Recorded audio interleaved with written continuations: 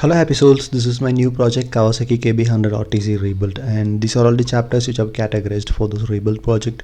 Right now we are in chapter 7 with engine dismantling. In that we are in part 3 with engine assemblies, the LH and the RH main center casing. And this is a special tool, it is called as the magneto holder. You can use a Y stopper or this magneto holder, and you can see two holes are given. In that the Y stopper will be locked and we can remove the magneto and the other crank side gears. And here we are using this. First you have to tighten and hold this magneto at one end, and then we can move to the other end to remove the gear assemblies.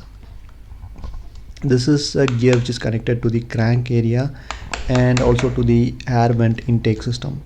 Here a washer is, the lock washer is used to lock the nut, and we have to first unfold and flatten the lock nut washer, and then we have to take off the 19 mm nut and then the gear and the key assembly. After flattening, take a 19 mm socket or a spanner and loosen the nut by holding the magneto at other end.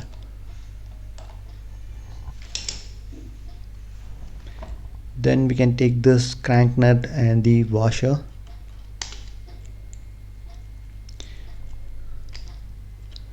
and then the gear assembly. You can see a slot is given there that the key will come, because to that timing plate is given to compress the air, I think. And then coming to the magneto system, to remove this you can use a 17 mm socket like this, and by holding the magneto with one hand we can take the magneto nut and the washer. You can use a pin, or like you can use a L angle like this, and then we can take off the spring washer. And to remove this magneto we need a special tool, the magneto puller. This is common with the Suzuki Max 100 Samurai. I'm using the same magneto puller which I used for the previous project, the first project. And for this you need a 27 mm spanner. First you have to tighten this outer part with in anti-clockwise direction. Anti-clockwise direction means tightening, and the clockwise direction means loosening. Once it is done, make sure it is fully threaded, and you can also tight with the 27 mm spanner if you want. And then you have to hold the outer part, and then we have to tilt both the things in opposite direction. That is the 27 mm spanner in the anti-clockwise direction, and the normal leverage which is given in clockwise direction. You can hear a cracking noise, then that means you have taken the magneto. And normally we can take off the special tool, like loosening the leverage, and then we have to take the outer part with loosening in clockwise direction.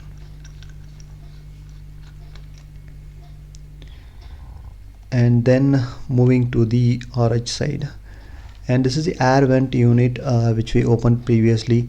For this you need a screwdriver. Totally there are 6 screws, 5 are easily visible and 1 is inside the rubber, you can see that,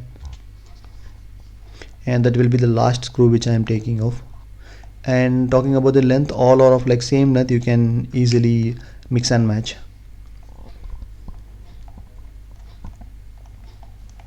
Here, and I'm using a normal screwdriver, impact is not required here. If you want you can use that too.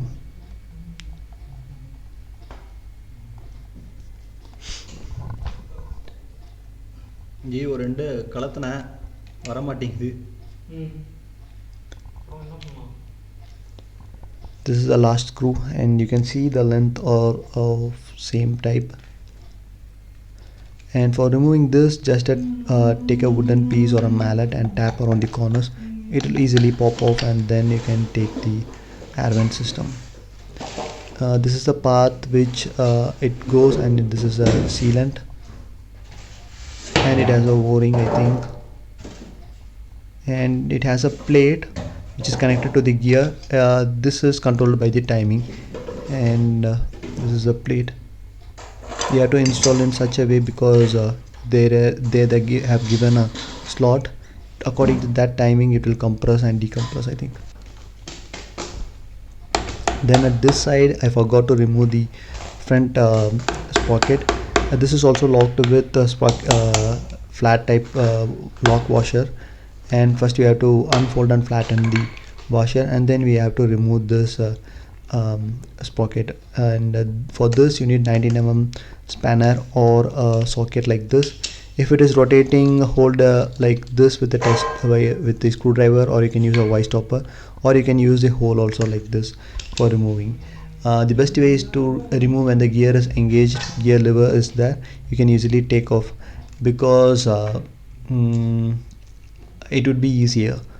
And here it has a sleeve or the spacer. Inside it has a o-ring, and this is more important because it stops the oil bleeding inside the engine.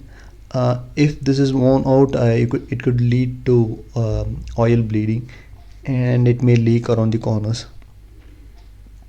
And this is the magneto coil. For this we tried with the impact tool, but it was useless, and we tried taking with um, gas weld. Since it is an aluminum part, we couldn't use gas weld.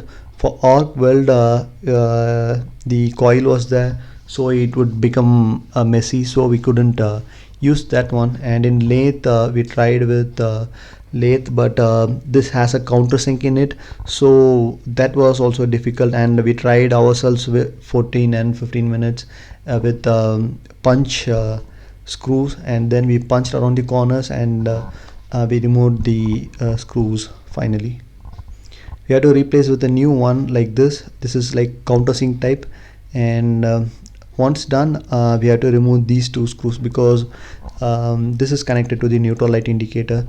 And for this we have to remove these two screws, and the third screw is a small screw where the terminal is connected. This is the main thing which indicates when the bike is in neutral condition. Now we can take this magneto coil,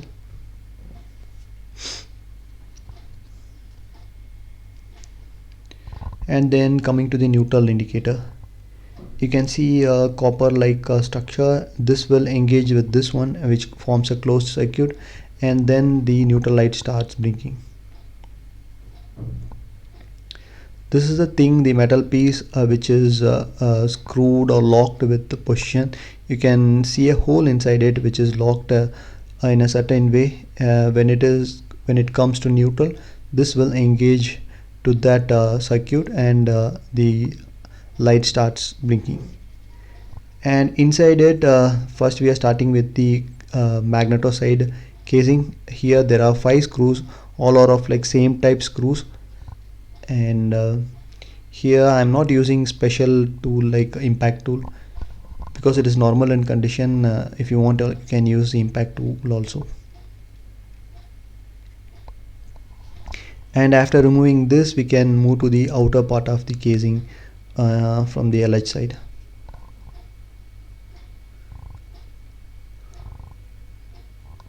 All these are of same size. And now I am starting with the engine number screw from RH side. The first one is the screw which is near to the engine number. Here like all are like tall type screws, 2 are like short type screws. The one which I am removing now is a short type screw, and the next one is also a short type screw. Other than that, all are long type screw. You can use the packing kit, or you can take a paper and you can draw the outline like this. And I'm using a technique here. You can follow the same technique if you want, or else you can use a photograph to take or remember this. You can keep it in line, and you can use the same for installing the screw kits.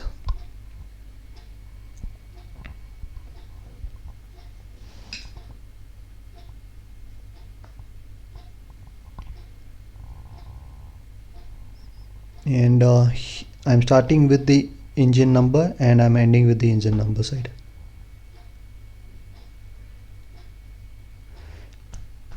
and I'm trying to get the engine kit screws, but it is not available till date. Totally, you can see here like 8 screws, 6 of same type screws and 2 of same type screws. I have taken a paper, I have written the engine number like this, and I'm starting next to the engine number as 1 and the remaining as 2, 3, 4 and so on.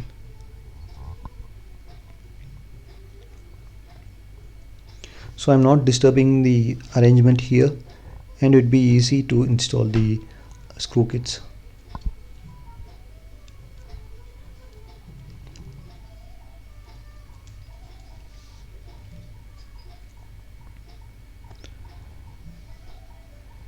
And once it is done, we can move to the next item. Here you have a sleeve, you have a o-ring, and then the gear arrangement, and at the corner you can see a sleeve. There is a cutout also given for that. With the nose player you can take that.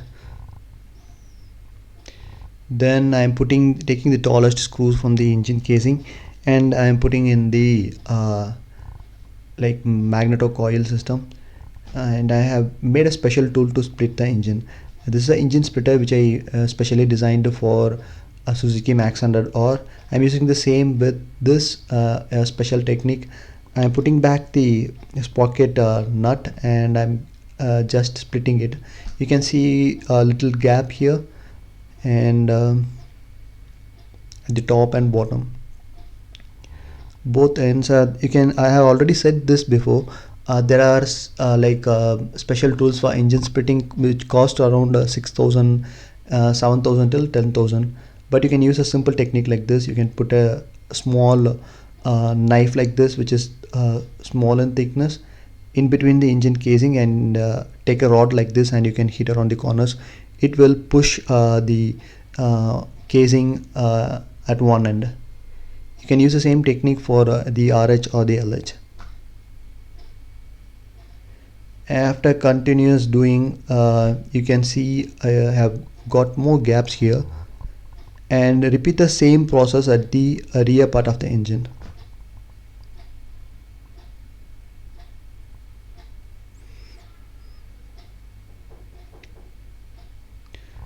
Do the same at this place.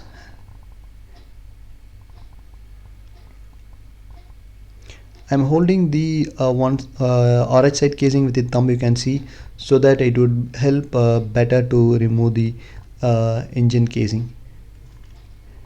And now we can take off these sprocket nut which we used for splitting the engine, and then just push these crank with the thumb. And this is the LH side casing. Here we don't need to remove anything, we can just keep as it is right now.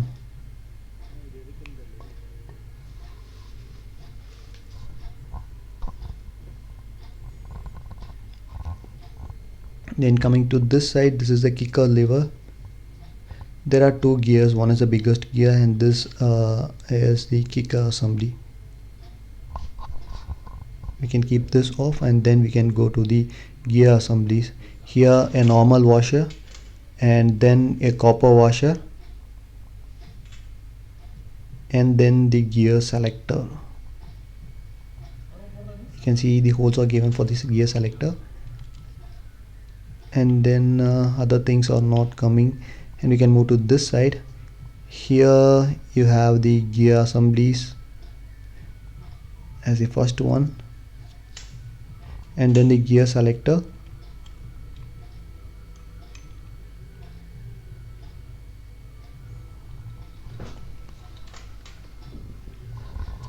and then the other gears, other two gears, and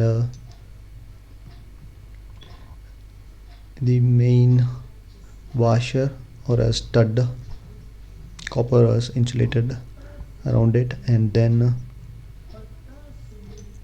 the selector.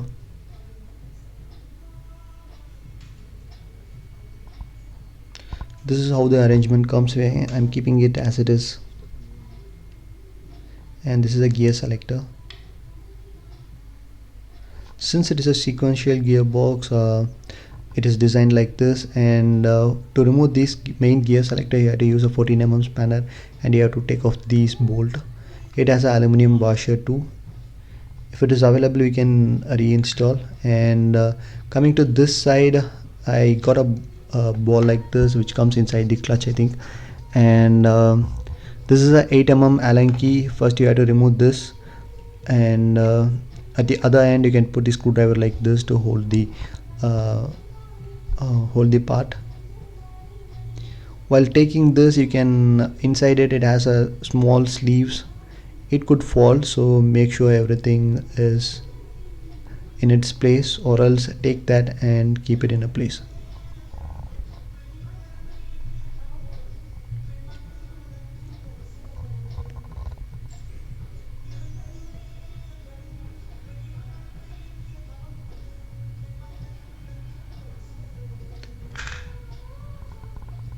And then if you push, it will automatically come fall at other end, and you can take the gear selectors.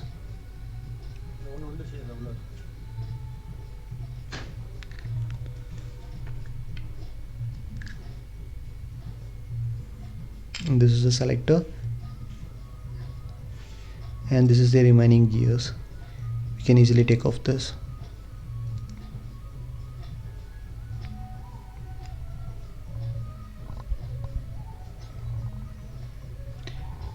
And then finally coming to the crank assembly, I have just use a mallet, or you can use a cloth like this, and you can hit around the edge of the crank, or you can put the 19 mm nut which we removed from the crank assembly, and you can start taking the crank assembly. Inside it has a plate which inside it holds a bearing assembly. For that you need to remove the 4 screws. I'm using a impact driver because normal screws won't work here. These are like same screws which we used for magneto coil. Once the plate is removed, we get access to the bearings which are inside it, the crank bearings, the main bearings.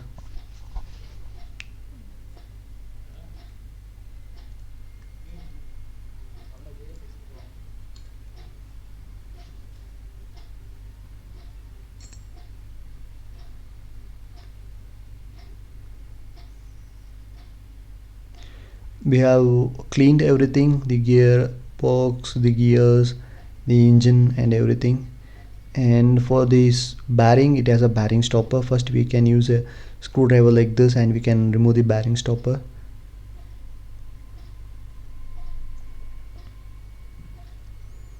And then at the other side here we have to use a normal screwdriver and a 10 mm spanner to remove the bearing stopper at this end. For this 10 mm we don't need to completely remove, you can just loosen and you can slide the bearing stopper like this. And for removing the 3 bearings, I'm using a rod like this, and you can hit in a circular motion evenly. And while removing this, you can see other bearing is also already fallen, and it was here. And then we can remove the other bearing. Just a normal hit is enough. And the RH casing bearings are done. And then moving to the LHI casing.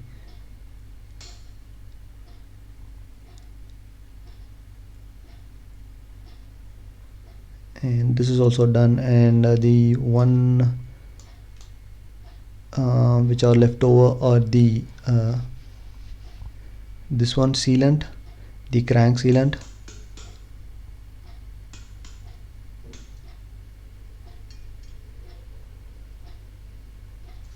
the gear lever, the crank, and this one is the sprocket.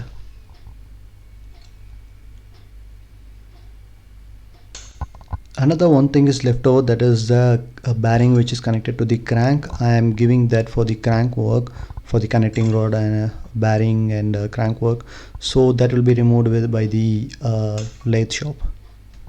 And that's all for this video. See you in another video like this.